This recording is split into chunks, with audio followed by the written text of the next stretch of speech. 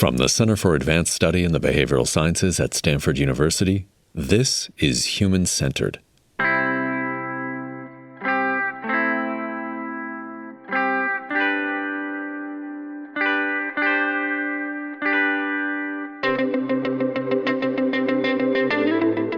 Issues surrounding immigration are among the most contentious of our time. Cities with significant immigrant populations have become the front lines where fundamental democracy-related questions are asked.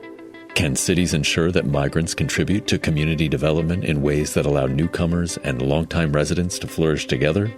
What lessons can we draw from the study of immigrant cities?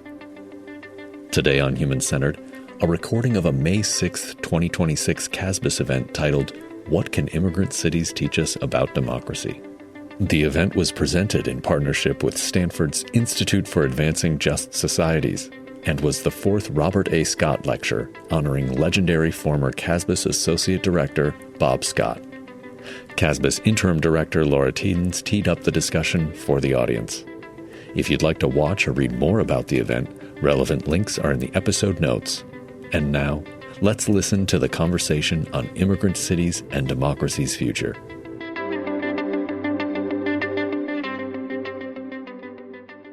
Welcome to the Center for Advanced Study in the Behavioral Sciences. I am Laura Tiedens. I'm the Sarah Miller McCune Interim Director here at CASBS.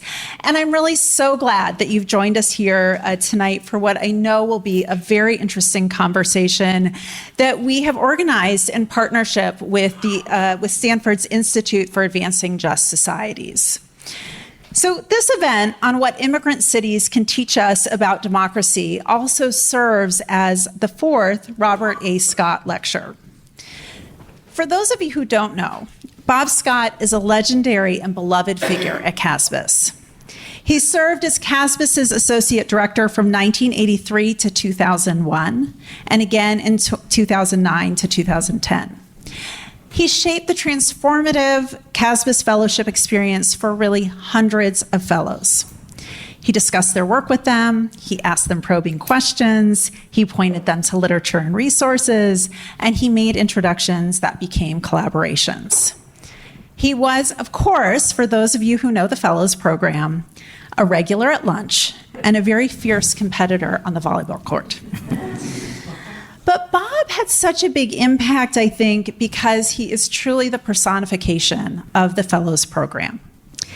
He is everything that a fellow could be and should be. Endless curiosity, interests that span disciplines, a respect for the distinct strengths of each of the social sciences, and a facility for bridging methods, concepts, and perspectives. And he also insisted that fellows have fun and tell really good stories, even while they're doing important work. So I'm very pleased that we have Bob Scott and his wife, Julia Freeman, here with us tonight at this event in his honor. Former fellows who are grateful for Bob's influence on them and on CASBS funded this lecture series to acknowledge the profound impact he has had on the center and on them. And so please join me now in celebrating Bob.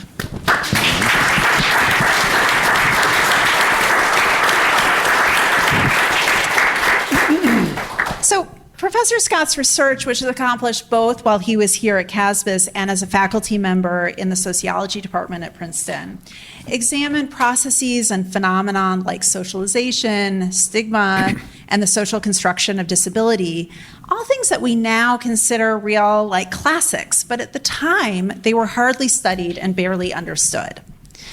Tonight, we're going to have a conversation about immigration, as you know, and this is a topic that aligns with Bob's enduring interest in the ways in which, in the personal and institutional sense-making of individual attributes and the societal consequences of institutions' responses to these narratives. Immigration is, of course, one of the most important human behaviors of our time. We are living surrounded by widespread immigration, and it's influencing families, cities, and countries. As you know, the causes and effects of immigration have become political fodder, often with disastrous consequences. Both academics and practitioners have discovered so much about how immigration affects individuals and collectives, and that is our focus tonight, the way in which immigration has changed the nature of cities and societies. The discussion tonight is going to be moderated by Tomás Jiménez. Tomás is a member of the CASBS Board of Directors, and he was a fellow in 2012-2013. During that year, he worked on his book, The Other Side of Assimilation: How Immigrants Are Changing American Life, a copy of which can be found in our renowned Ralph W. Tyler collection. Tomás is also the faculty director of the Institute for Advancing Just Societies, a relatively new institute at Stanford that is dedicated to producing cutting-edge knowledge and bold solutions to realize racial and ethnic justice. Recently, the Institute announced the Flourishing Cities initiatives, and in that initiative, they seek to examine movement between nations and how, in that context, to produce thriving communities. And this is really the starting point for our discussion tonight. And so with that, Tomás, I turn it over to you to introduce our panelists and get this conversation going. Thank you.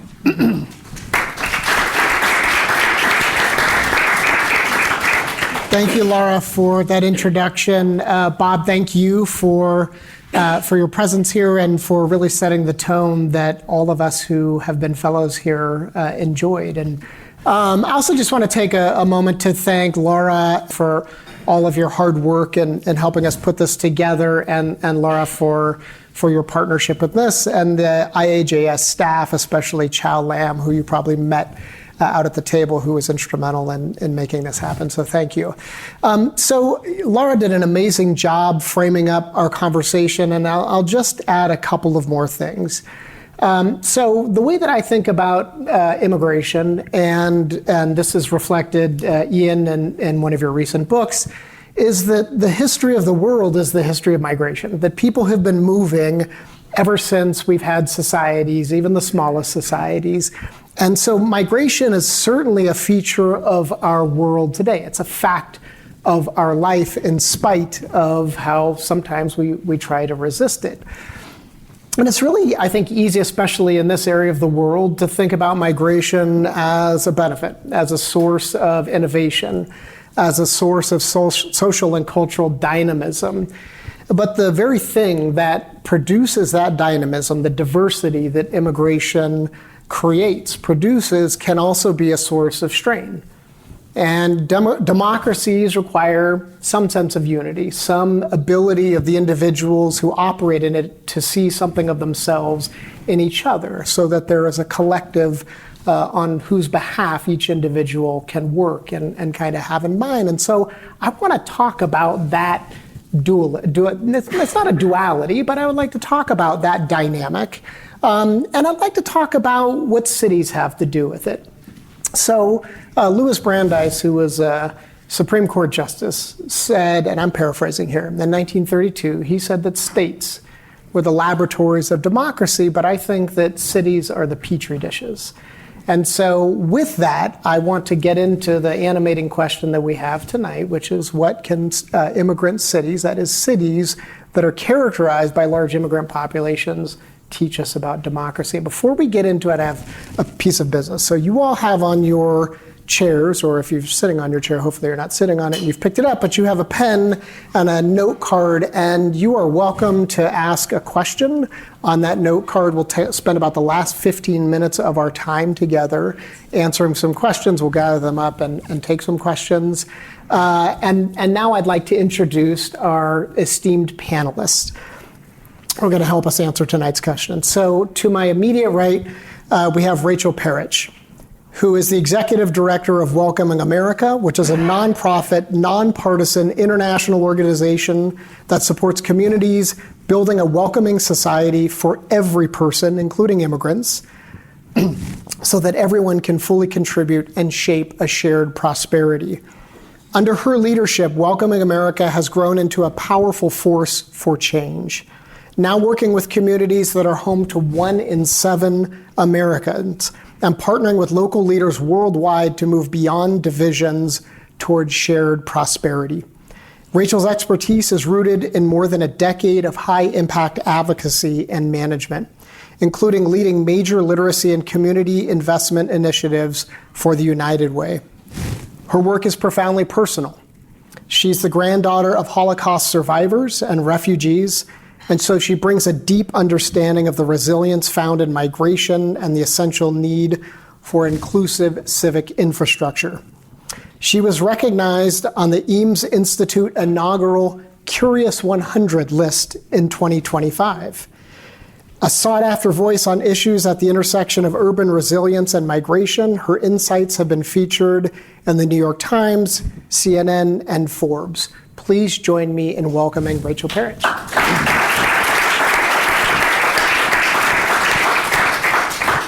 And to my far right, we have Ian Goldin. Ian Goldin is a professor of globalization and development at the University of Oxford and the founding director of the Oxford Martin School. He's also a CASBS fellow this year. His far-reaching scholarship makes sense of the critical challenges of our time, and his influence extends well beyond the academy. He served as the vice president of the World Bank and as a trusted economic advisor to President Nelson Mandela during South Africa's historic transition. Ian is the author of over 25 books. Most recently, he released The Shortest History of Migration, which is a visionary look at how human movement has driven progress for over 300,000 years. This follows his critically acclaimed work, Age of the City, which was named a Financial Times Best Book in 2023 for its exploration of why our future will be won or lost in our urban centers. Ian is also a TED speaker and a BBC documentarian who's been knighted by the French government for his service to development. Please join me in welcoming Ian Goldin.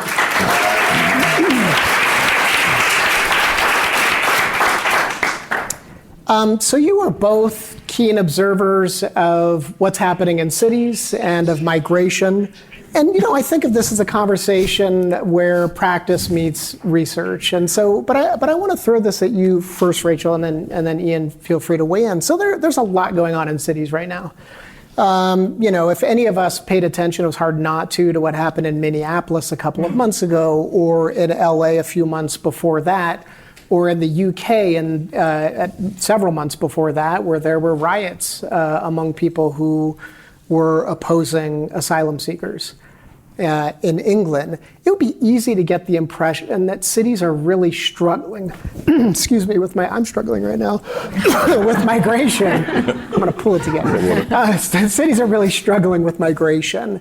I don't want to assume anything, so I want to ask the question, but I would guess that you have a different view of things given the work that you've done with practitioners, with city governments, in your work with Welcoming America. So what are you seeing in cities right now? First of all, it's really wonderful to be here. Thank you to CASBS, and thank you to you for organizing us around this intersection of immigration and democracy. I think, the narrative, there is a deliberate narrative that's being painted about cities and the experience of migration, that it's something chaotic and out of control, and that, very much feeds into the narrative that's being peddled in ways that try to undo our democracy right now. And that's one of the things that has been motivating me to try to draw this connection between immigration and democracy, so that we understand that many of the things that are in the public discourse around immigration are really about, walking back the core protections that democracy offers for all of us.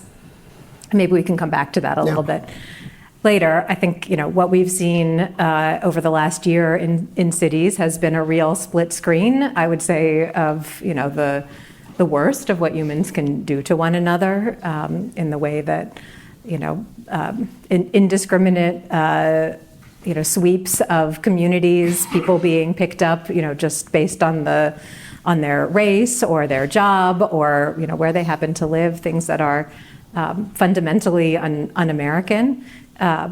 And, people murdered. I mean, it's terrible. And we've also seen I think, the best of what humans can do in standing up for one another as neighbors. I think if we look at many of the cities that, some of the that have been in the news over the last year, the way that people stood up for their neighbors, what came out of long-standing work in the community to really create the conditions for people to exercise their voice, to organize, to connect at a human level with one another. And so when this moment of friction came, those communities were maybe not as prepared as they would have liked to be, but they understood what was at stake. And so I think in this moment, when we think about the role that cities are already playing and the role that cities can be playing, it's really, how can cities prepare themselves for the worst of times? Whether that's political violence, whether that's a natural disaster, or the best of times, embodying the values of a democracy. And I know that we'll get into that. But I think, contrary to the chaos and scarcity narratives that we're hearing, this is really a story about resilience. It's a story about capacity, and it's a story about neighbors coming together to see one another's humanity. Yeah. Ian, what are you seeing? Well, first, being at CASBS has been the experience of a lifetime, and I want to thank Lara and Bob and everyone that's gone to make this possible. This is the most amazing place, and for those of you that haven't been CASBS fellows, try being one. So thank you. And thanks to you, Thomas, and the Institute for Just Societies, and to Rachel, and what you're doing with Welcoming America, which is quite remarkable, both things. And I must say, one of the big surprises of my time at CASBS has been discovering how much really good stuff is happening at Stanford, which I always thought is a rather conservative Hoover Institution place, but it's not. There's huge diversity. And of course in the Valley, which is 41% immigrant, 2/3 of the tech workers are foreign. This could not be a better place to be discussing this topic. And it's very difficult to think of an iconic Silicon Valley firm that's not immigrant founded. There are one or two, but they're the exception, because 2/3 of the breakthrough VC and patents in this valley come from foreigners. So one doesn't have to think very deeply to recognize that without foreigners, there would be no Silicon Valley as we know it today. There would certainly be no Stanford as we know it today, because it's brought the best brains in the world to this place. And that's true of the US as general. To answer your question about this tension, which obviously exists, I would say, I would flip it on its head. The most immigrant cities are the most tolerant cities, and also the most livable and happy cities and most thriving cities.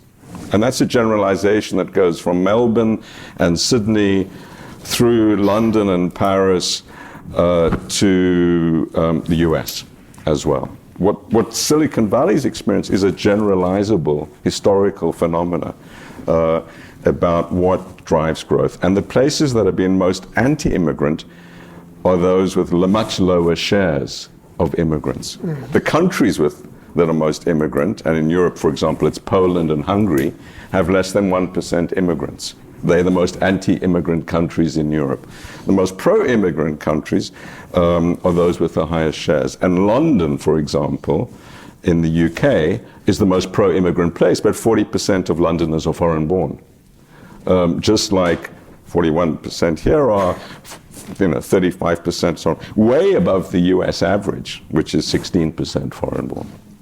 So there's no correlation between having high levels of immigration and being anti-immigrant. In fact, I would argue the opposite is the case. And it's not just about being anti-immigrant. London was fervently anti-Brexit. 70% of Londoners voted against Brexit. The places that had smaller numbers of immigrants voted for Brexit. And the tensions we saw in London were people being bussed in from other places. Yeah. Like Minneapolis. Minneapolis was a story of local solidarity and resilience against foreign ICE troops brought into the city. And Minneapolis stood up for it, proudly. So I think the idea that somehow, without trying to paper over some real tensions that do exist in some cities, the story that somehow high levels of immigration lead to tension, lead to an undermining of democracy and growth gets it precisely the wrong way around. So you have both painted a relatively positive picture, right? You know, there's, to Rachel, to kind of borrow your words a little bit, sort of the best of times and the worst of times in some ways in American cities. Ian, you've talked about cities that have large immigrant populations being some of the happiest, kind of most thriving places on the planet. So I wonder if you can take us inside a city or cities in general that are characterized by immigrants. What's happening there? Maybe Ian will stick with you and then jump over to you, Rachel. But what do you see happening there that makes them happier places? What's going on that accounts for why Londoners were, you know, so much against Brexit and folks who lived in areas with lower immigrant populations are so much for it? What explains that? Well, I think there's a virtuous circle in dynamic cities which they do well, people do better, they create more jobs, people see a brighter future, and they attract more people, particularly young people. And more diversity attracts more young people because young people want to hang out with people like themselves. They don't want to live like in some town where there aren't the clubs, the clothes, the fashions, the food that they like. So you create this virtuous dynamic part. We also know from the management literature on innovation and diversity that and this is true of gender diversity as well, and race diversity, that when people see things from different perspectives, they're more likely to innovate and be dynamic. And that if you really want to kill innovation, get a whole lot of homogenous people in a room and try and bring about change. So different perspectives, different disciplines is the engine of the cauldron of cooking, just like a great meal. Different spices and different things make a great meal. And I think that's the dynamic, and it's a virtuous circle. You can die, and government can kill you, and that's what I fear is happening in the US. That government is undermining this and slowing it down, and then you can get into a very bad dynamic. But the cities have to do a lot, and I'm sure we'll come to that. What can cities do to manage this as a win-win rather than a trade-off on housing, for example, which is a crucial trade-off area, on jobs, on other things. And some cities have shown how to do it, and other cities have shown how not to do it. Yeah, so Rachel, you know, Welcoming America works on civic infrastructure.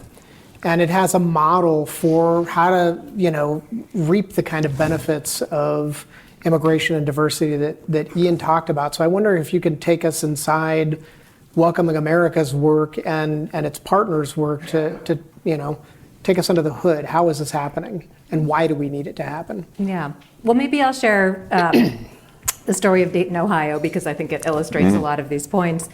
And, you know, I think one of the things that is true, particularly of cities that are newer to demographic change, because we have, you know, many cities in the US and globally that have been experiencing migration, you know, for more than a century. But what happened in the US over the last 30 years was people started going to parts of the country, and immigration was a new phenomenon for those places. And actually that story is really what gave birth to Welcoming America as an organization, coming out of some organizing work in the American South, recognizing that the kinds of connections that people have in a community and the way that they navigate diversity wasn't a natural muscle in parts of the country for whom demographic change was new.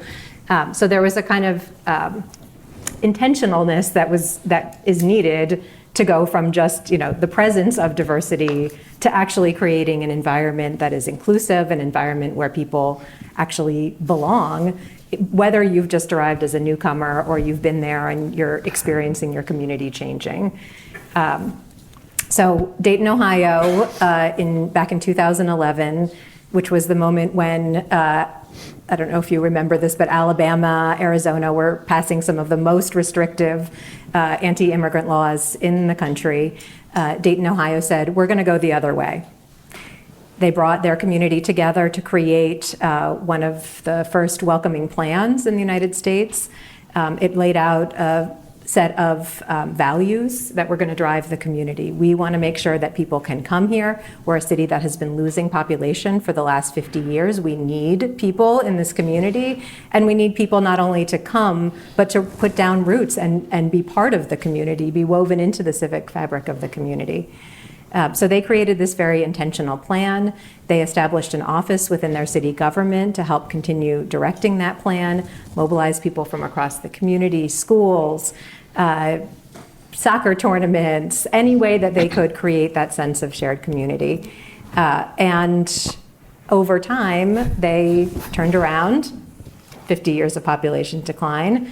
They reinvigorated their main street, new businesses, people coming in. They were able to not only attract people, but they saw a big spike in naturalization rates because people were coming and they said, yeah, I want to be a US citizen. This is a positive experience for me. They saw a shift in public attitudes around immigrants, and it was not just a boon for people who were coming there as immigrants, but for the community as a whole. And then Dayton Welcoming America runs a program where we certify communities as welcoming places, and Dayton became the first in the country to earn that badge, which is, really a recognition that this is not just about proclaiming yourself welcoming, but actually backing that up with policies and with practices that make that real for people.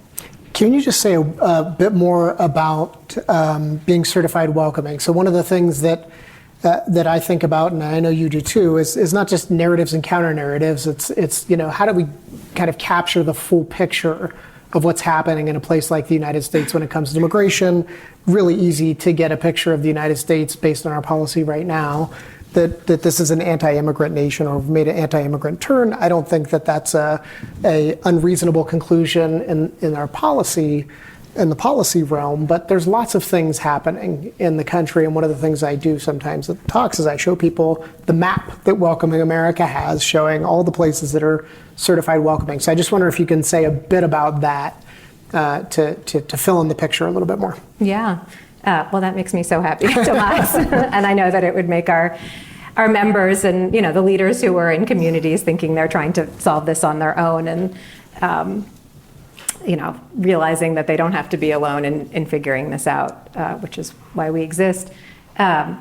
So we set a goal to get 50 places certified as welcoming by 2026. This is our 250th anniversary as the United States. We thought getting 50 places to put their policies where their values were would say a lot about the country that we are becoming and have the potential to be.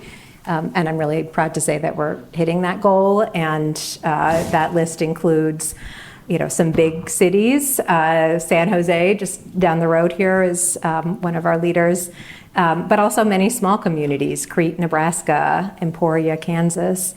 And it was really important to us to be able to show that this is work that can happen whether you're a big city in a big liberal city, or a small town, maybe in a more conservative part of the country. That welcoming is a value that can be shared across across the full spectrum of diversity that is in this country. And I think a couple weeks ago, Kansas City announced their certified welcoming status, and they did it right in the middle of the week that the Supreme Court was deliberating birthright citizenship. So here we have, this story about who belongs, who is entitled to call themselves an American, and Kansas City coming out, very forcefully to say, we believe it's all our residents who belong in this community. So we're really proud of that. Yeah, thank you for that. So Ian, a minute ago, Rachel mentioned that it's not really a natural muscle for us to flex, to be kind of open to change, especially sudden change, demographic change, cultural change. And I know you're an economist, but I'm going to ask you a kind of cultural question. But Ian's a very broad economist, and has written broadly about these things. But the social science research suggests that what people are reacting to when they react negatively is not the economic impacts of immigration on their lives. If there's a sense that there's an economic impact, it's on my people, be it Americans, Brits, or, my ethno-racial group. But what they do respond to is cultural change. It's people practicing religions that are unfamiliar, speaking languages that are unfamiliar, having different skin tones, et cetera. So I wonder, and you've taken a very global view in how you have examined immigrant cities in general and immigrant cities as well. So I wonder if you can give us some insight about how to manage that kind of cultural chafing that can come with immigration. We've extolled all the virtues, but as Rachel's pointing out, there's some challenges. So I wonder if you could talk about the cultural challenges and what you've seen in your surveying a globe worth of cities in terms of what works. Yeah, I think you're absolutely right that there's a total disconnect between what economists in general, with one or two exceptions, believe, which is migration's good. Yeah. And there's sort of, on virtually any metric you look at, even the arguments that it undermines wages and all that, they've all been trashed. So, and what voters feel, and what's driving populist opinion of the right and the left around. So it's absolutely central to make sense of that. And culture, as a sort of broad basket, is clearly part of the explanation. I think the answer is that societies that have done well, or cities that have done well, are very tolerant. In other words, you're not asking someone to change their religion or their beliefs. Some you might, like we're not going to allow polygamy in our society. If you want to do that, you shouldn't be here. There are some, abide by the law and you'll be okay. And what big cities do, and it's one of the reasons why immigrants tend to cluster in big cities, is they create communities of like-minded people. You can be in this area or in Toronto or London and basically live in your community. You can, with your practices, your traditions, you'll find restaurants that have your food, you'll have shops that specialize in your cuisine, etc., etc. And one of the good things in the US is that there's a celebration of other people's festivals as well, which doesn't, for example, happen in the UK. That people recognize other festivals, religious festivals or traditional festivals, Diwali or what other. And I think that tolerance is extremely important to get. And it's so interesting to me that the place that's crying out for immigrants now is the Midwest of the US. These mayors in the Midwest. I found that fascinating when I was researching my book. These campaigns, like there were in the 1850s, to find immigrants, are now being repeated by these cities that are being depopulated by aging and by people moving out. And so I think this too will change. If you want immigrants from other places, you need to be tolerant. For many people, it's a strength. You walk around the streets of Mountain View and close your eyes and you could be in China or India at times from the language you hear. Doesn't freak people out. It's a great thing. It's an asset of the place. And that, I think, comes with time. And for the next generation, will be even easier, both because the immigrants' cultures will revert more. They'll adopt local customs and habits, and because people will become more tolerant of them. Yeah. Yeah, I'm glad, Rachel, that, in the context of this part of the discussion, you brought up rural communities. I think it's really easy for those of us here in the, greater San Francisco Bay Area to think that we somehow have a monopoly on, tolerance and being liberal about change. But, and Ian, as you pointed out, a lot of these cities in the Midwest are kind of calling out for immigrants. They need repopulation. They need the vibrancy of the economy that comes with it.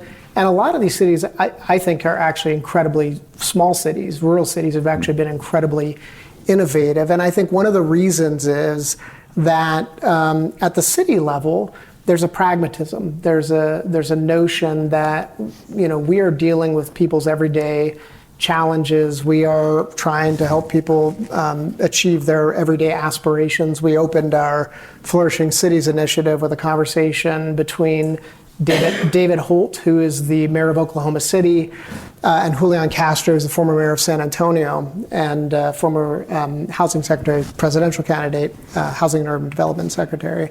And they agreed on a lot. And one of the things they agreed on is that mayors are pragmatic and they have problems to solve, and those problems are right in front of them. So, I do think this is just a plug for both big and small places. And I think one of the things that is happening in cities is a different version of membership. Mm-hmm. And so we live in a world of nation states, and nation states decide who gets to be a member, who gets to be a citizen. And there's a hard side to that citizenship. It is, it's in our documentation, it's our passports. And that hard side can be powerful in informing how we think about membership socially in everyday life, right? So if the nation state says people are undocumented, that is not just a legal category, it becomes a social category. How we judge people as insiders and outsiders. But in cities, people are not kind of abstract, undocumented, or legal, or citizens, or not. They are neighbors, they are parents on my kid's soccer team, they are parents in my kid's school, they are coworkers, etc. So I wonder if I want to ask you to think about what membership looks like in cities, and that kind of soft side, that civic side of citizenship can teach us about democracy. It's a small question. Yeah, a small question. Well, I guess it's my belief and experience that the powerful thing that cities and towns can do, especially with such a hostile federal government, is redefine what membership means and do that in a really proactive way. And I think you started this conversation talking about the importance and the power of being, bound together as a group and what defines that. And I happen to believe that, and I think many of us in this room believe that, the definition of what binds us together may, have cultural attributes, but it shouldn't be based on things like race. Mm-hmm. To define yourself as an American should not be based on race. And many other things, including origin. When my family came to this country, it was the first moment for them that they could be liberated from the idea that, your status was completely based on your religion and identity, that you could, come to the US and call yourself an American and be from anywhere in the world. And I think, that is an important thing that we want to hold on to, at a national level. At a community level, I think the power that we hold is to define belonging based on being a member of that community, and to be reinforcing that in the way that we create people's sense of connection, agency, ownership around decision-making in their community. I think back to my days working in my own community, we had a term, it was the Golden 100. The 100 people in the community of 1 million who were the decision makers. And, that was fine 30 years ago. But, the missed opportunity is really involving people who currently live in a community in the civic life to feel that sense of agency and ownership of a community. So just quickly, I think many of our members are really focused on creating, things like an academy to help more newly arrived immigrants understand how local government functions and be able to learn about that and then get involved civically on boards and commissions and be represented in the not just political decision making but community decision making. Yeah, Ian. Yeah, I think in addition to the institutional and cultural frameworks, there's a lot of practical things that cities can do. One thing that's to make people feel belonging. Yeah. One is issuing ID cards. Yes. So that people have a right to access services libraries, everything else, and also that the police don't harass them. So, that can be a municipal surrogate for federal. Housing is obviously absolutely central to everything. And Palo Alto's done a terrible job in this respect, if I may say so. It's a nice place, but 160 permits for new housing when you have this massive growth, thinking about that issue. So that then leads to public transport, because most of the immigrants have to get here from somewhere else to get their jobs. And for every high-tech worker, there's 5 others that need to get here in construction, in massages, in meals, in security, and everything else. And where do they live? And who's looking after them? So that sense of belonging is partly if you set your framework that you only belong here if you own a house here, well, then you have a big problem with belonging. And if you're only going to have representation if you have property, then that's a representation barrier for belonging. So I think there's lots of things that can be done around that, which are helpful, including creating different boundaries, like San Mateo and San Clara County coming together, for example, in that respect. But then there's all sorts of other things like language and assimilation. And I think there's a lot of good case studies on that, as I'm sure Welcome America highlights, and some, when you ask immigrants where do they want to be and why, you get the answers for these things very, very quickly.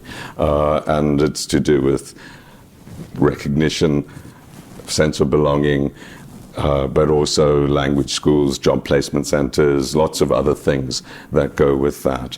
And control of not being harassed is very important as well.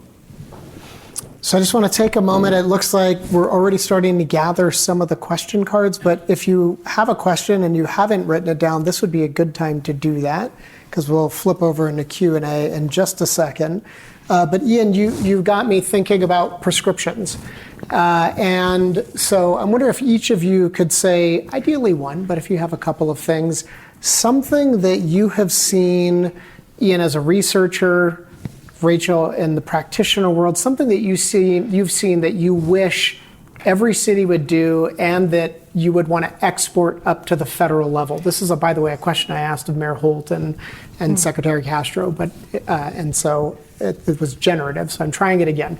But what is something you've seen that you think is like a model for how things could be done elsewhere, including at the federal level? Either one. Yeah. Well, I think, all the things that you're describing that enable people's belonging, some of those things happen in the community, but there also has to be a responsibility on government. So in local government, one of the most important things that we've seen is the creation of an office, if you're a big enough city to have that office, or a function, or it has to be somebody's job to make sure that this intentional approach is being taken and to be a champion for the range of policies that need to have this lens. And that needs to happen in local government, that needs to happen in state government, and that should be happening at the federal government level, which could then also incentivize more of those efforts at the state and local level. Yeah, I'm very taken by what Mayor Holt is doing. He's a Republican, right? Yeah. Yeah. And one of the things he did, which I think was just so good, was he took out the pictures in the city hall of all the previous 100 white mayors and put in place representatives of the city by demographics and by age and gender and everything else. And so when you walk into the city hall, you see the city citizens, not the tiny elite representatives, and you feel at home. You feel it's your city. And it's that sort of representation of what constitutes a city, the recognition of what's going to drive its future, which I think successful cities have been very, very good at.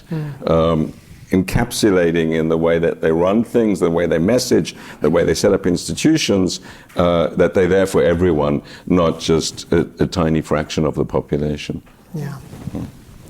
I think we have some questions pouring in here, and so I will Take so. Thank you. I want to thank the first person for having good handwriting. So this person has two questions. I'm going to read the top one here.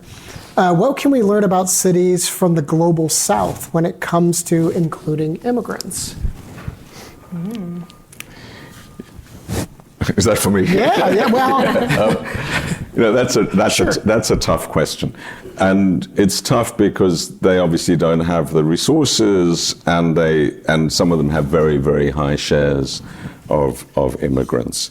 So already a very high share of people living in informal settlements don't have supplies of basic infrastructure, which we take for granted in the advanced economies.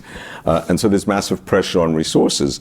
On the other hand, what we can take from places that have transitioned from the global south to wealthier is that immigrants are a very big part of the story. And the most obvious and rather crazy example is Dubai, which is 90% immigrant. Yeah. Dubai would still be an oil exporting, much, much, much poorer place if it hadn't absorbed people from around the world. It's a sort of extreme case, and it's not democratic. So it's not good for this for our discussion today. But it does show you that there's no threshold above which immigration becomes a problem. It's some magic number which has been argued in the past. I think the cities that have been most successful are those that are most dynamic. And you create this virtuous circle where you can create jobs, where you have high unemployment, and unfortunately this is the case of some cities in my country that I was born in, South Africa, then you can get very nasty rise in xenophobia. When you really are struggling over resources, and that puts additional pressures on city leaders. So create jobs is really the only way to be a successful city, whether you're poor or rich. Maybe if I could just add, as we started doing work in the United States, we started encountering other networks of welcoming communities around the world, including in the global south. And it was very important to us to stay connected with them, because I think there's so much we can learn about how to make migration work well from the global south, where the scale of migration and the scale of the need for this work around social cohesion. How do you address intergroup relations, bring communities together? I think that there are many, many lessons there. So just as an example, in Brazil, the Brazilian government actually has done what I just described we should do, which is create a federal government-supported network of welcoming communities in Brazil. We have talked to groups in Nigeria who are really interested, particularly, given the trajectory of the Sahel and just people being displaced there. They're really interested in doing more to support, the human connection part of navigating, an even more quickly diversifying population. So I think we need to be linking arms and learning from one another as quickly as we can be. Yeah. This next question, I think links up to, Ian, some of what you mentioned about Dubai, and I'll just add in the Gulf countries in general, which is about social class. So, in our discussion, we talked about cultural differences and how cities manage and even harness the benefits of those cultural differences. But this person wants to know, what about social class? And we think about intergenerational mobility. I'm embellishing on the question a little bit here, but we think about intergenerational mobility in the United States, which the rungs on the ladder of that mobility have gone further and further apart. We have levels of economic inequality that we haven't seen in this country in 100 years. What about the kind of class mobility angle? You mentioned housing. All right.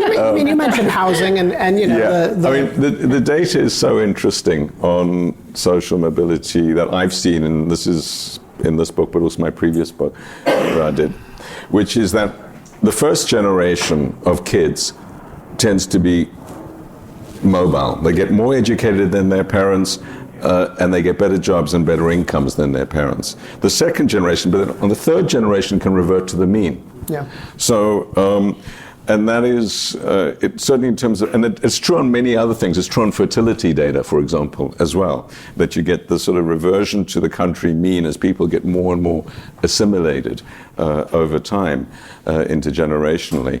So yes, class is a massive, massive issue, and I think that's what's so important when one's thinking about what's driving Silicon Valley or what's driving London and things, that the inequalities within cities are often as great as the inequalities between cities. Now,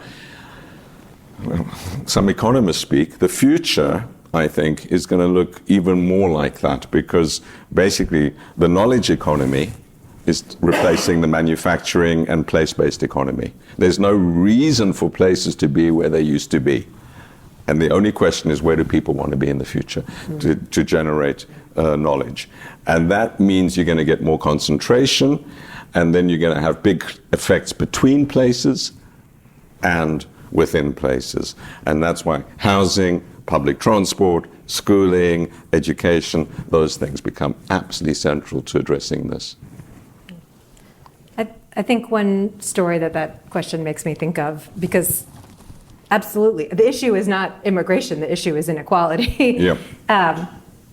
Is what happened in cities like Chicago a couple of years ago when Governor Abbott was deliberately sending, buses of people, and it created real tensions.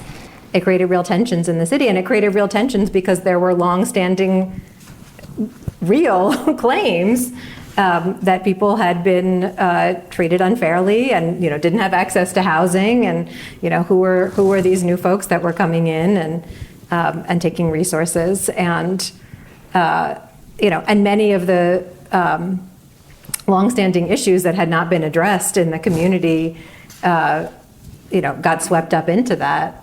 So all of that then creates this dry kindling, and all it takes is one political opportunist to just throw a match, and that whole thing, which of course was the design of that whole busing scheme. So I think we also have to acknowledge there are these natural tensions, whether they're cultural or class related in communities, but there are also some really bad actors who, are deliberately using scapegoating to try to create these antagonisms.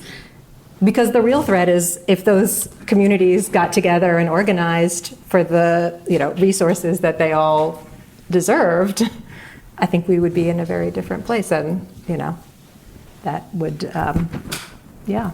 Yeah, I'll just add a couple things. So there's a recent paper in Sociological Science, which is housed here at Stanford University, that shows that Trump's vote share increased as a function of the number of immigrants who got bused into that particular city. It wasn't by a ton, but it does show that there's a relationship there. And so, some of these the tactics worked.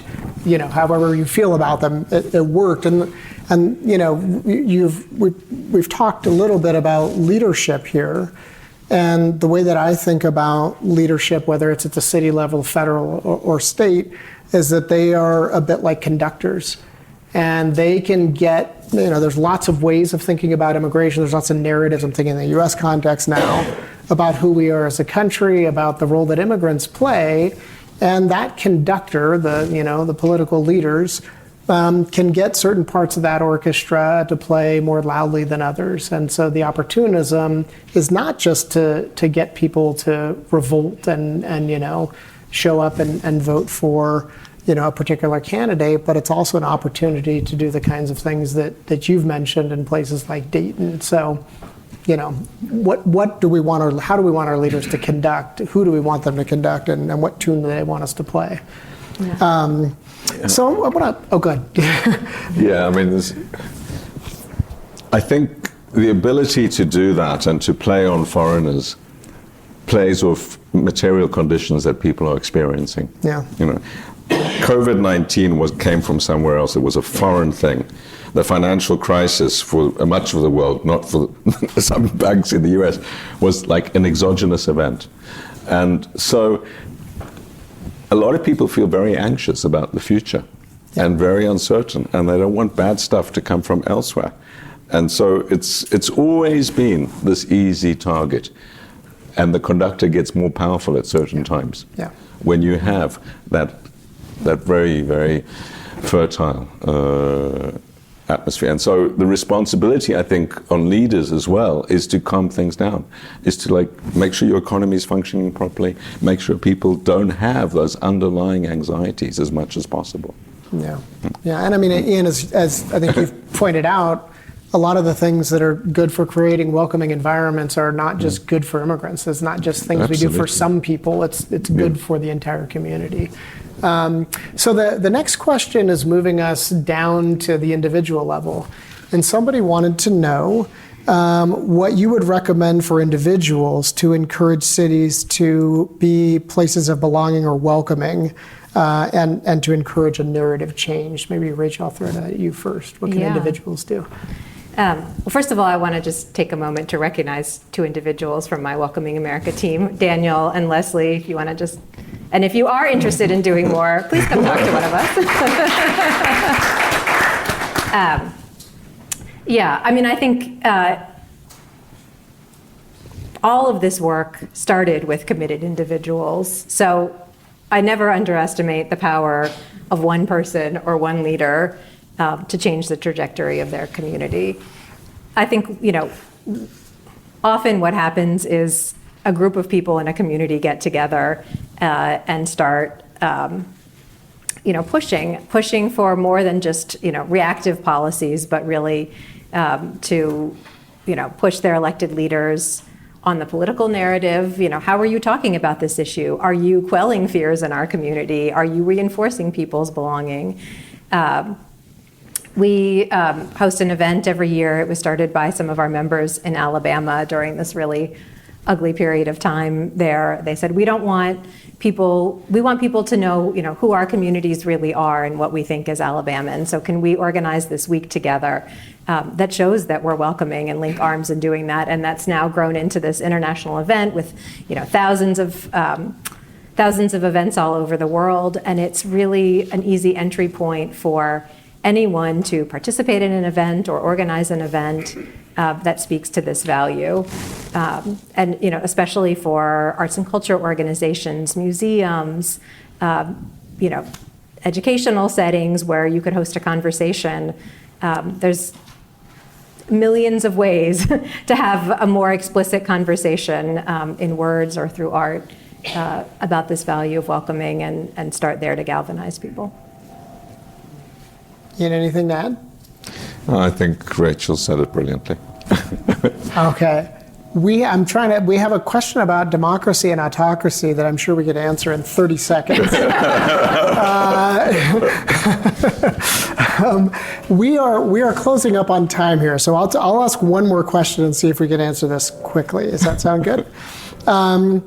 So this is really about immigration and economic growth, although I think we can think about other kinds of growth too, if I can take some liberties. So Ian, you said that cities with higher immigrant share are the most livable cities, and that cities with higher anti-immigrant sentiment have also lower immigrant share. So what can we say about immigration that can actually propel economic growth and development, which everyone benefits from? I just finished reading Sven Beckert, who's a professor at Harvard's book called Capitalism. It's 1,300 pages, so I wouldn't recommend you read the whole thing, but I need to get some value out of it, and so here we go. It's a fascinating book, and I quibble with it. But the basic story of capitalism is about people coming together, diverse people coming together, trading, exchanging, bringing different things to places, and he traces it back to Aden, actually. It could be traced to Baghdad, which was similar, or Istanbul, or many, many other places. It doesn't matter. But that's what capitalism is about. It's about this serendipitous exchange of things, and Smith much later wrote about it, and others have written about it. That's where growth comes from. It comes from people getting and exchanging things. They specialize, they innovate, others specialize in different ways and innovate. You exchange and you're both better off. But there's also the bigger story that the more you do it, the quicker you grow. Because you leapfrog. Someone invents the wheel somewhere and they bring it to the US. That's very good. Or they work out how to ride a horse. Or they work out how to make fire. That's the historical story. And by coming together, you share ideas and suddenly you have all these aha moments and leapfrog. That's why immigration works. The immigrants themselves are exceptional people. They've taken the risks to leave their countries, often enormous sacrifice to themselves and their communities, leaving, or they're persecuted and they leave. So they sort of self-selected exceptionals. 97% of the world's population does not move. 3% move country. And then when they get there, they're exceptional because they're outsiders. And they have to find ways of thriving and networking and building. And often they do it by starting their own business, which is why half the small businesses in the US are started by foreigners, even though they're only 16% of the US population. So that's the dynamic of capitalism, it's the dynamic of immigration, and you choke it and you get North Korea. You want to build a wall, you can build a wall, but you have no progress. To ideas, to technologies, to people.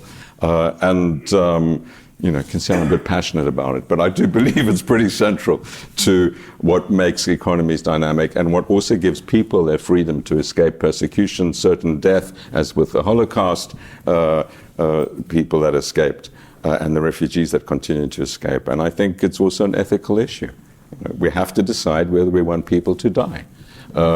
By not accepting them in our societies, by letting them drown in the sea or whatever. And that's not only in our economic benefit, but it's about who we are as humans. And I think it goes much deeper. I don't want to reduce this to, be nice to immigrants because it'll make you richer. It is that.